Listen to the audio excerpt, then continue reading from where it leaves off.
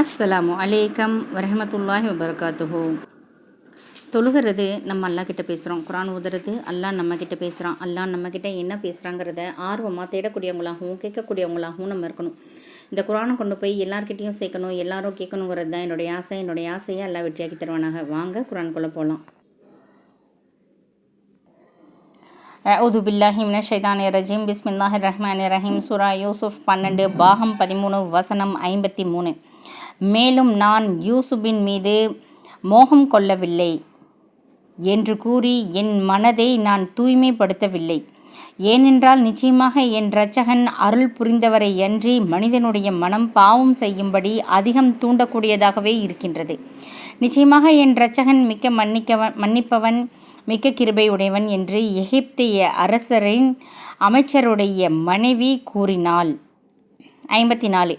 சிறைச்சாலையில் இருக்கும் யூசுஃபின் ஞானத்தை அறிந்த அரசர் அவரை என்னிடம் அழைத்து கொண்டு வாருங்கள், எனக்கு மட்டும் பிரத்யேகமானவராக அவரை நான் அமர்த்தி கொள்வேன் என்று கூறினார்.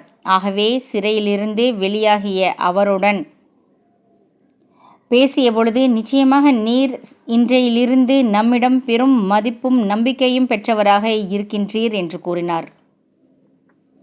55. அதற்கவர், இந்த பூமியின் களஞ்சியங்களின் மீது நிர்வாகியாக என்னை ஆக்கிவிடும், நிச்சயமாக நான் அவற்றை பாதுகாக்கக்கூடியவன் நன்கறிந்தவன் என்று சொன்னார். அரசரும் அவ்வாறே செய்தார். 56. இவ்வாறே யூசுஃபுக்கு பூமியில் அவர் விரும்பியவாறு வசித்து கொள்ள நாம் அவருக்கு வசதி அளித்தோம். நாம் விரும்பியவர்களுக்கு இவ்வாறே நம் அருளை கிடைக்கும்படி செய்கின்றோம். நன்மை செய்பவர்களின் கூலியை நாம் வீணாக்கி விடவும் மாட்டோம். 57. மேலும் விசுவாசம் கொண்டு பயபக்தி உடையோர்களாகவும் இருந்தார்களோ அவர்களுக்கு மறுமையின் கூலியானது மிக மேலானதாக இருக்கும். 58. மேலும் யூசுஃபுடைய சகோதரர்கள் கண்ஆனிலிருந்து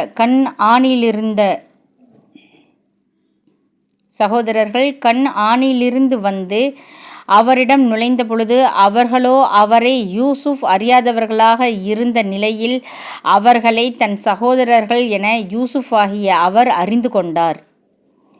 59. மேலும் யூசுஃப் ஆகிய அவர் அவர்களுக்கு வேண்டிய தானியங்களை தயார்படுத்தி கொடுத்தபோது, மறுமுறை நீங்கள் வந்தால் உங்களுடைய தந்தையிலிருந்துள்ள உங்களுக்குரிய சகோதரன் புன்யாமினையும் என்னிடம் அழைத்து கொண்டு வாருங்கள், நான் நிச்சயமாக உங்களுக்கு தானியங்களை பூர்த்தியாக்குபவன் என்பதையும் விருந்துபச்சாரம் செய்பவர்களில் நான் மிகச்சிறந்தவன் என்பதையும் நீங்கள் பார்க்கவில்லையா என்று கூறினார். 60.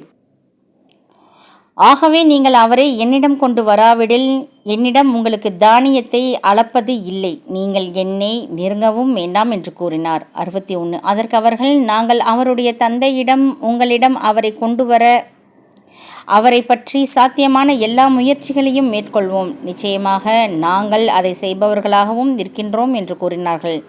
62. பின்னர் யூசுஃப் தன் பணியாட்களிடம் கிரயமாக கொடுத்த அவர்களின் பொருளை அவர்களை பொதி மூட்டைகளில் ஆக்கி மறைத்து வைத்து விடுங்கள்.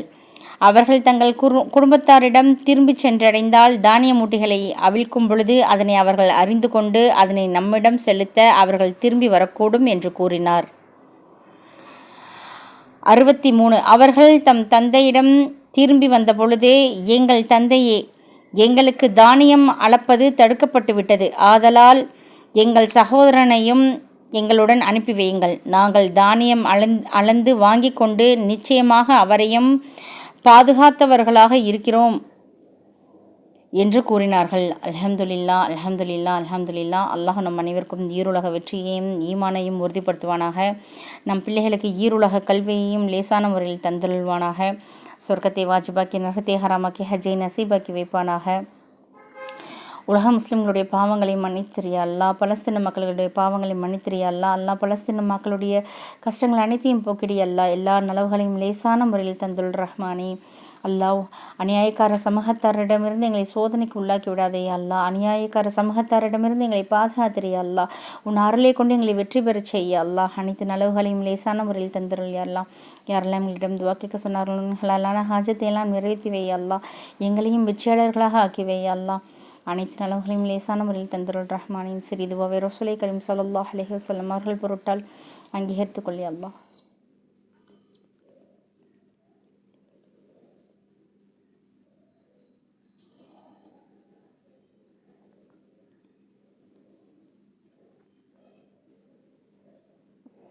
ربنا تقبل منا إنك أنت السميع العليم وتب علينا إنك أنت التواب الرحيم. السلام عليكم ورحمة الله وبركاته.